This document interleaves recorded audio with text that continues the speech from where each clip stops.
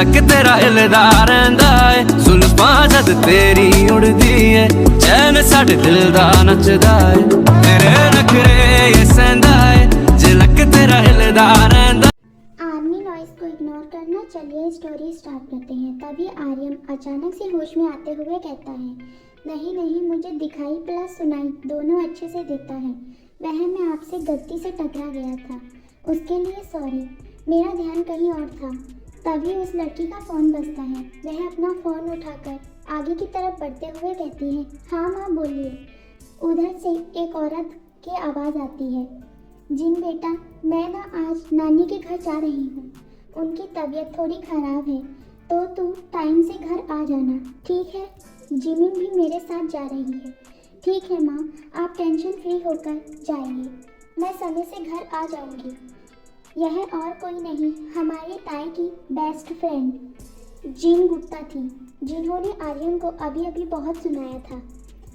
वही मॉल में आज लिजा को तो जैसे सत्ता ही मिल गई हो। वह लाखों में शॉपिंग किए जा रही थी, कभी कोई डायमंड रिंग तो कभी कोई डायमंड नेकलेस, जैसे वह पूरा शॉपिंग मॉल उसके पापा का हो।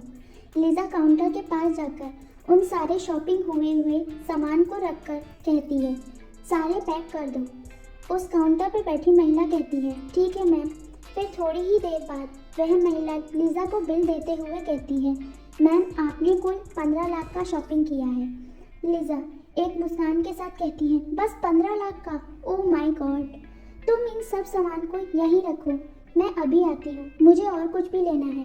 वह इतना कहकर लिजा लहंगे के स्टॉक की तरफ चल देती है। वह अपने मयूरी चाल में मगन होकर सामने से आ रही एक औरत से टकरा जाती है।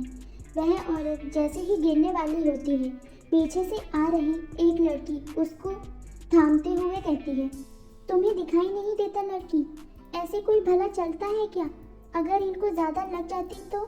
लिजा अपने बाल झटकते हुए कहती है, तो क्या ज़्यादा से ज़्यादा इनकी 2-4 हड्डी टूट जाती, और क्या होता इनके साथ? पता नहीं कहाँ से आ जाते हैं गरीब भिखारी लोग। वह लड़की अभी कुछ कह पाती कि उससे पहले ही वह महिला उसके हाथ पकड़ते हुए उसे शांत रहने का इशारा करते हुए कहती है, नहीं बेटा, चलिए हम शॉपिंग करते हैं, हमें ऐसी लड़कियों से उलझना नहीं चाहिए। तभी लिजा गुस्से से टिमटिमाते हुए कहती है, बूढ़ी औरत, क्या मतलब है तेरा? ऐसी लड़की, तेरी औकात भी है मुझसे बात करने की? तुझे पता है मैं कौन हूँ? मैं लिजा कपूर हूँ। मैं तेरी ना उम्र का लिहाज कर रही हूँ, नहीं तो अभी तक तेरे मुंह पे ना जाने कितने चाटे जड़ दी होती। हटो सामने से। उस औरत को दोबारा से धक्का देते हुए आगे की तरफ चली जाती है। माँ जी, आप ठीक तो है ना? आपने हमें खामोश रहने का इशारा क्यों किया? मैं अभी उस लड़की के दांत तोड़ देती।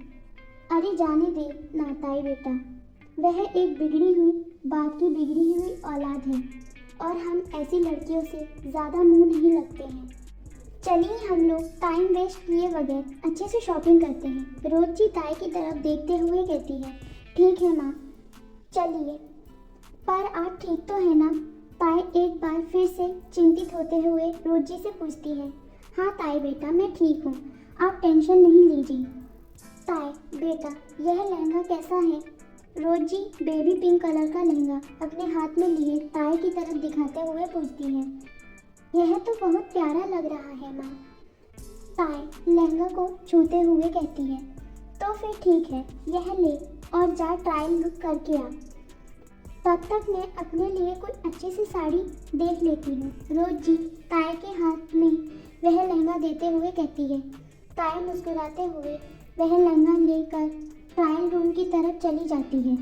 लहंगा तो सही था, पर यह ब्लाउज थोड़ा डीप था, थोड़ा ही नहीं बहुत ज़्यादा डीप था। अब यह डोरियों से भरा ब्लाउज कैसे बांधूं? ताई बार बार ब्लाउज की डोरी बांधते हुए अपने आप से ही बड़बड़ाई जा रही थी।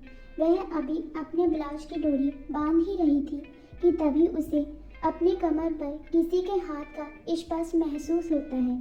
वह झट से अपनी आँख खोल पीछे मुड़ते हुए और अपने सामने खड़े शख्स को देखते हुए चौंकते हुए कहती है कि वह लड़का ताया के हिलते सूखे गुलाबी होठों को अपने होठ के गिरफ्त में ले लेता है।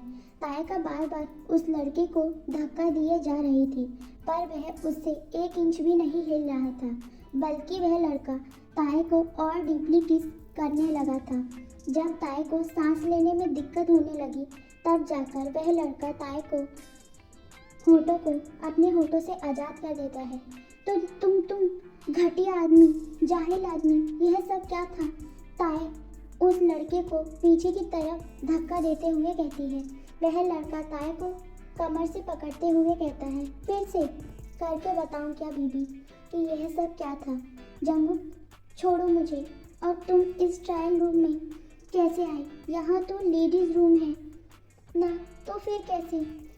ताए जंगू की गिरफ्त से अपने आप को छुड़ाते हुए कहती है। जंगू ताए की खुली पीठ पर अपने हाथ चलाते हुए कहता है, बीबी मैं जंगू सिंघानिया हूँ, तो मैं कहीं भी आ जा सकता हूँ। ताए को इस समय बहुत शर्म आ रही थी। एक तो उसकी पीठ पूरी नंगी थी और ऊपर से जंगू अपने हाथों को बड़े शरारती तरीके से उसके पीठ पर घुमाए जा रहा था, जिसे महसूस कर ताए की गाल टमाटर की तरह लाल हो चुके थे।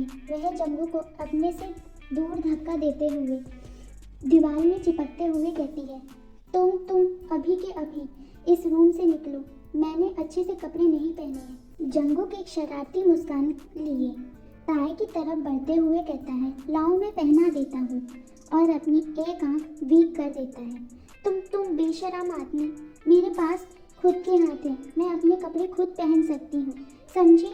तो अब निकलो यहाँ से। ताए अपने सीने को अपने हाथों से छुपाते हुए जंगूक से कहती है, क्योंकि जंगूक तब से बस ताए के सीने की तरफ ही देखे जा रहा था।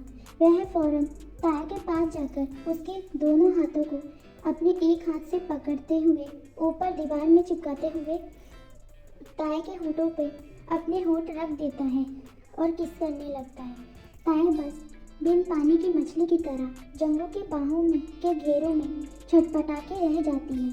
जब जंगू को महसूस होता है कि ताए उसका साथ नहीं दे रही है, तो वह उसके चेस्ट को अपने एक हाथ से जोर से प्रेस कर देता है, जिससे ताए अपना मुंह खोल एक आह भरती है, जिसका फायदा उठाकर जंगू अपना जीभ ताए के मुंह के अंदर एंटर कर उसे किस करने लगता है।